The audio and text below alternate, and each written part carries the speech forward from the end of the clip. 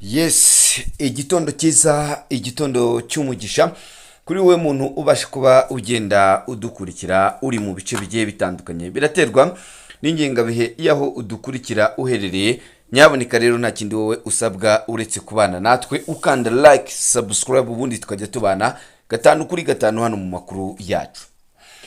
Muri iki gitondo nje kuba ngenda ngaruka ku makuru aramutse avugwa hano mu gihugu cya Repubulika Iharanira Demokarasi ya Kongo, dore ko ibintu bikomeje kuba bigenda biba bibi cyane cyane hano mu gihugu cya Repubulika Iharanira Demokarasi ya Kongo.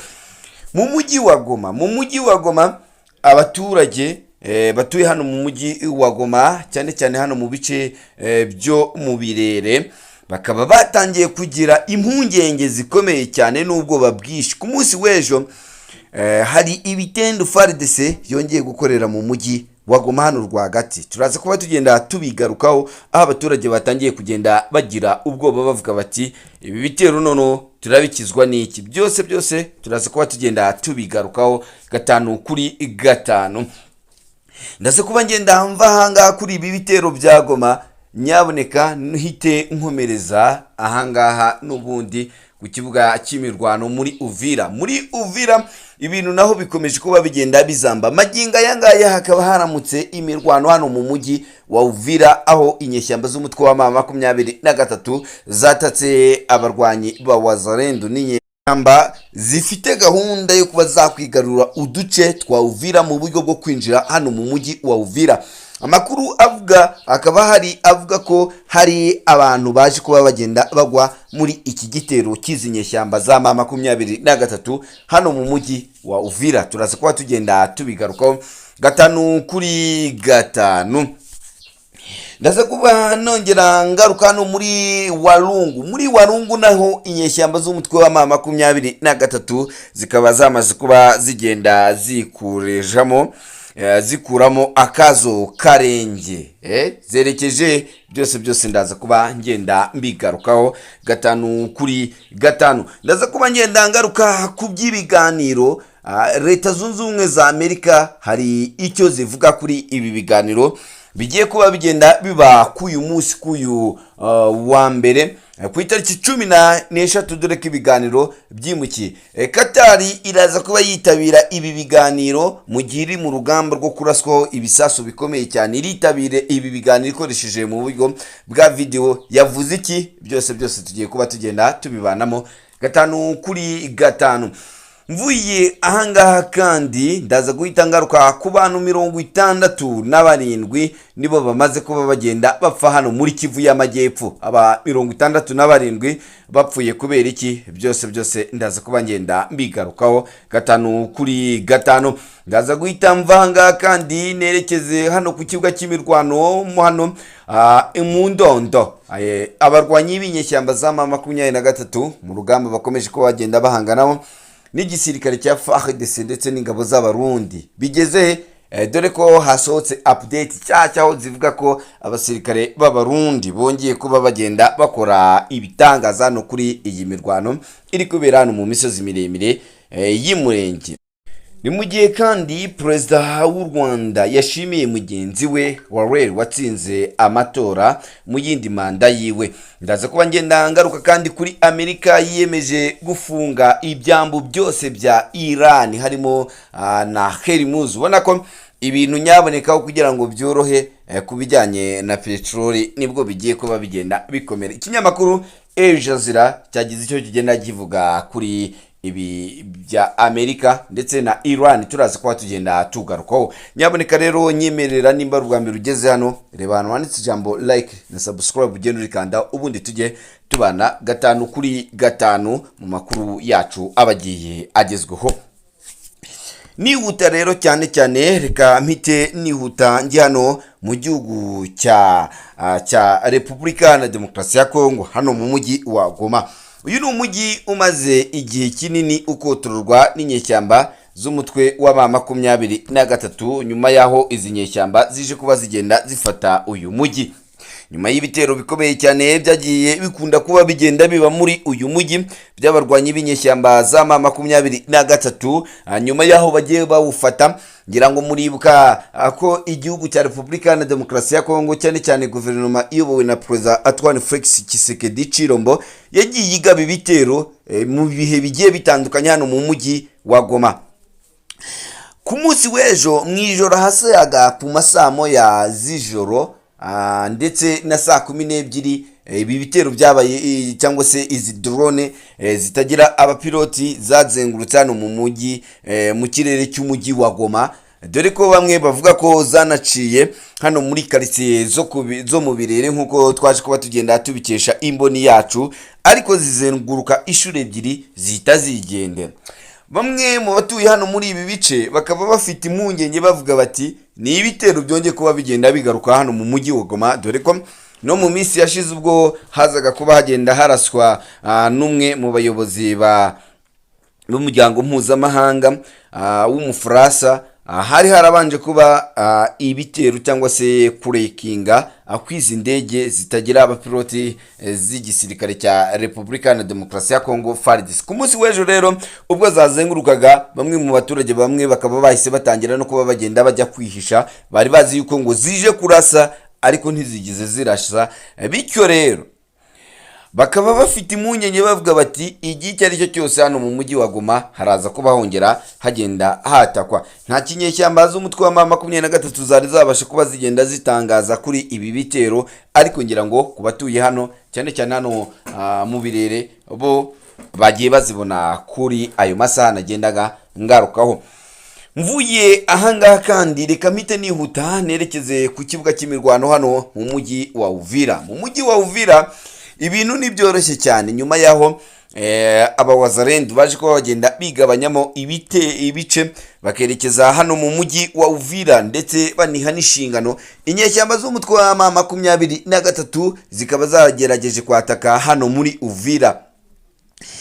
Ahagana ku isaha 11:45 zo muri iki gitondo nibwo humvikanye ibiturika byinshi cyane hano mu nkengero z'umujyi wa Uvira. Amakuru atugera akaba avuga ko ari abarwanyi b'inyeshyamba za M23 bagerageje kwataka abarwanyi b'abarundi bari ahangaha ndetse bafatanya n'abawazarendo. Ibi bikaba byaje kuba bigenda bituma habaho kurasana mu buryo bukomeye cyane, ariko amakuru ahari akaba avuga ko nta mbunda ziremereye zumvikanye, gusa hakaba humvikanye imbunda z'imisada zino zigendanwa n'abasirikare. Bamwe mu baduhaye amakuru bakaba bakomeza bavuga ko humvikanye imbunda za mashiganigani na za ronca, ariko hatigize hakoreshwa ibitwaro biremereye nk'ibisanzwe bikoreshwa kuri iyi ntambara iri kubera hano ku butaka bw'igihugu cya Repubulika Iharanira Demokarasi ya Kongo. Yahanga kandi njyanye n'amakuru menshi y'urugamba, reka mpite nerekeza hano mu misozi miremire y'umurenge kugira ngo mpite mvireyo buryo bwinshi cyane. Hano ku Ndondo ingabo z'abarundi n'ingabo za Repubulika Iharanira Demokarasi ya Kongo mu bikorwa byabaye ku munsi w'ejo by'intambara, izi ngabo zikaba zasize abatari bakeya baje kuba bagenda bahasiga ubuzima mu misozi miremire y'umurenge mu gace ka Ndondo muri groupement ya Bijomba muri teritwari ya Uvira mu ntara ya Kivu y'Amajyepfo. Hongeye kumvugwa imirwano ikomeye cyane. Iyi mirwano ikaba yarasize ihuriro rya Repubulika Iharanira Demokarasi ya Kongo FARDC n'ingabo z'u Burundi na wazarendo bashyize mu bihombo bikomeye cyane abarwanyi b'inyeshyamba z'umutwe wa M23 mu bitero byabo bya drone. Amakuru aturuka muri aka gace yemezwa n'abaturage n'abandi bahari, aravuga ko izi ngabo zaje kuba zigenda ziraswaho na drone zitagira abapilote z'umutwe wa M23, ariko baza kuba bagenda bazisubiza inyuma bajyama mu mashyamba nk'uko amakuru akomeza kuba agenda abivuga.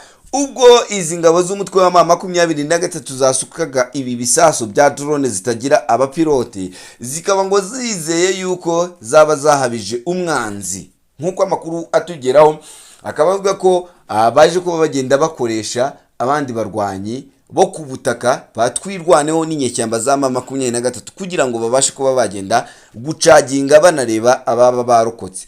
Ibi rero ntago byaje kuba bigenda bihira uyu mutwe w'inyeshyamba za M23 natwirwaneho, dore ko ahubwo bagiye basanga aba barwanyi b'ingabo za FARDC ndetse na FDNB n'abo wazarendo babateze ambush bagenda baryama muri mu ndaki cyangwa se communication, aribwo bazaga noneho guhita bakora urugamba rw'injyana muntu. Amakuru ahari akaba avuga ko huzuye imirambo imwe n'imwe y'abarwanyi b'inyeshyamba za M23. Nagwa haratangazwa cyane cyane ibikoresho byagiye bifatwa cyangwa se umubare wabagiye bagwa muri iyi ntambara ku ruhande rw'izi nyeshyamba za M23, ariko amakuru atugeraho akaba yemeza yuko nibura abarwanyi b'uyu mutwe w'inyeshyamba za M23 bagiye bagaragara cyane cyane muri ibi bice bariho bagenda bakizwa n'amaguru bahetse imbunda ku rutugu nyuma yo kugenda bagwa muri uyu mutego w'ingabo z'abarundi cyane cyane n'abawazarendo ziri gufatanya n'igisirikare cya Repubulika ya Demokarasi ya Kongo cyane cyane hano muri bino bice byo Kundondo hano muri Mikenke.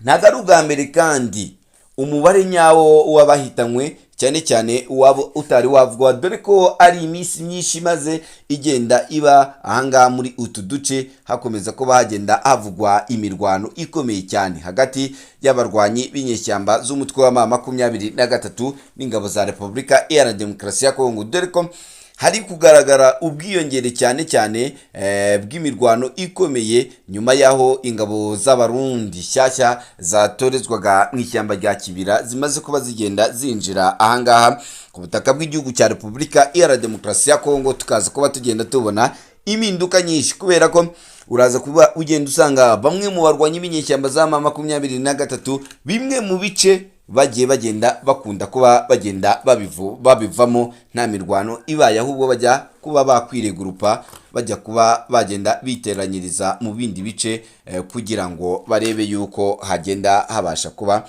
haboneka ayandi mahoro cyangwa se ubundi bwihisho kuri bo nyuma yuko ubona ko urugamba rwahinduye isura.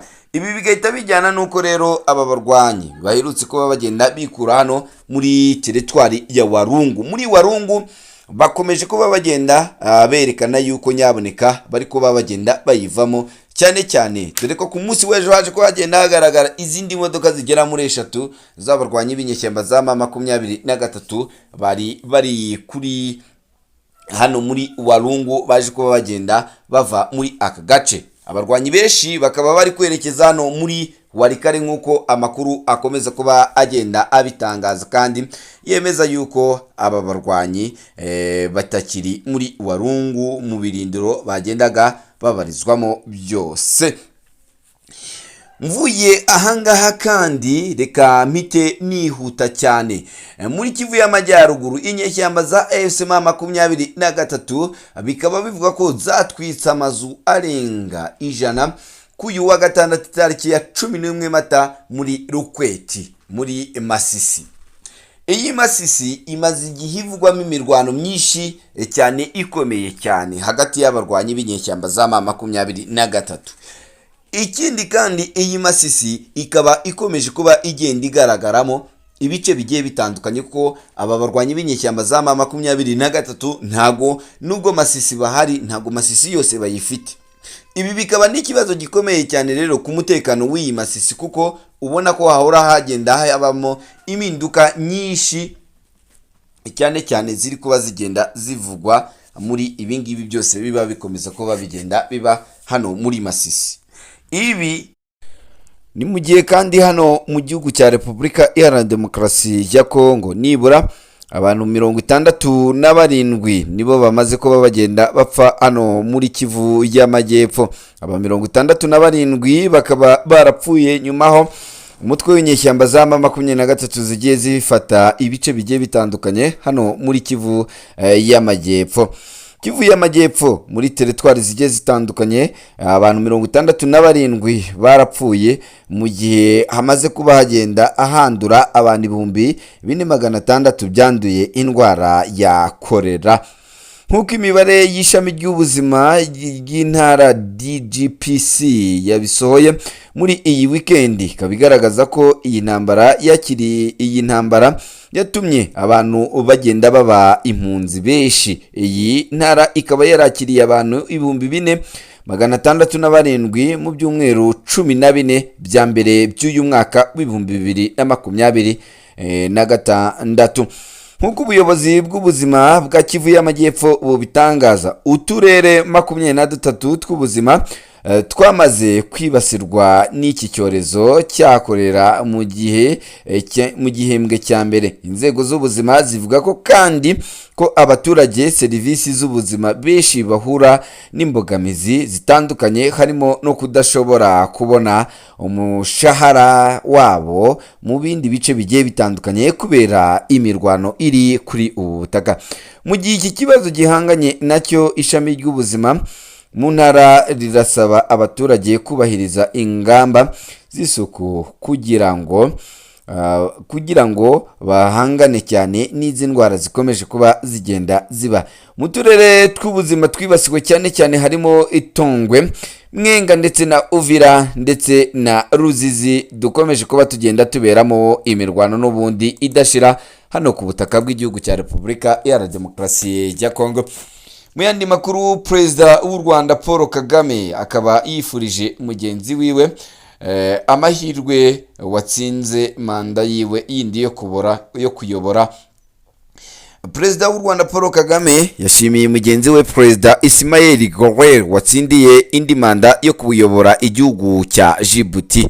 Mu butumwa yanyujije ku rukuta rwe rwa X, Perezida w'u Rwanda Paul Kagame yagize ati: "Navuganye kuri telefoni kuri iki gicamunsi n'umuvandimwe wanjye Perezida Ismail Omar Goma, nabonyeho kumushimira kukuba yongeye gutorerwa kuba perezida w'igihugu cya Djibouti." Perezida w'u Rwanda Paul Kagame yongeye ko yiteze gukomeza gushimangira umubano ukomeye umaze igihe kinini hagati y'abaturage b'u Rwanda ndetse na Djibouti mu gufatanya cyane cyane mu mugambi ibihugu byombi bihuriyeho w'iterambere.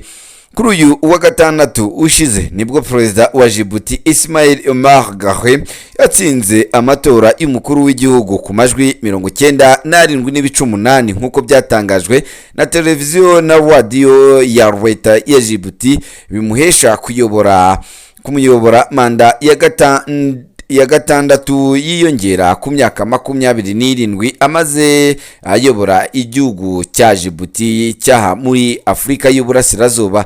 Guelleh yashyize ahagaragara ifoto ye n'ijambo ry'igifaransa rivuga ati "Rure" kuri X, risobanura kongera gutorwa. Iki gihugu cy'abaturage batageze kuri miliyoni giherereye ku kigobe cya Eden ku bwinjiriro bw'inyanja itukura kandi kirimo ibirindiro by'ingabo za Amerika, Ubushinwa, Ubufaransa, Ubutaliyani ndetse n'Ubuyapani. Kuva 2023 amato menshi y'ubucuruzi yangijwe n'ibitero by'abarwanyi ba Al-Qaeda muri Yemen iparitse kuri iki gihugu nk'uko bikomeje kuba bigenda bitangazwa. Ni mu gihe kandi Amerika yahise itangaza icyemezo gikomeye cyane kandi cyateye ubwoba isi muri rusange. Igisirikare cya Leta Zunze Ubumwe za Amerika cyatangaje ko guhera kuri uyu wa mbere itariki ya 13 gifite umugambi ukomeye cyane wo kuba cyahita gihagarika ndetse ibyambu byose bya Iran, mu gihe Pakistan yo ikomeje kuba igenda iba umuhuza mu masezerano. Ku mugoroba wo kuri iki cyumweru itariki ya 12 Mata, ubuyobozi bukuru bw'igisirikare cya Leta Zunze Ubumwe za Amerika COM bwatangaje ko gufunga ibyambu bizakoreshwa ku rujya n'uruza rwose mu mazi ku mato yinjira nasohoka ku byambu bya Iran guhera saa 4 za mu gitondo ubwo kuri iyi tariki ya 13. Ibyo nk'uko tubikesha Al Jazeera birareba amato y'ibihugu byose yinjira cyangwa asohoka mu byambu bya Irani no mu turere two ku nkombe harimo n'ibiri mu kigobe cya Perse muri aka gace kaha mu kigobe cya Oman. Ibi bikaba bikomeza kuba bigenda bitera ubwoba abantu ku isi muri rusange ndetse n'impungenge zigenda ziyongera kubera izamuka ry'ibikomoka kuri peteroli rikomeje kuba rirushaho kuba rigenda ryiyongera umunsi ku wundi, dore ko yaboneka n'igihugu cy'u Rwanda izi ngaruka zatangiye kuba zigenda zihagera.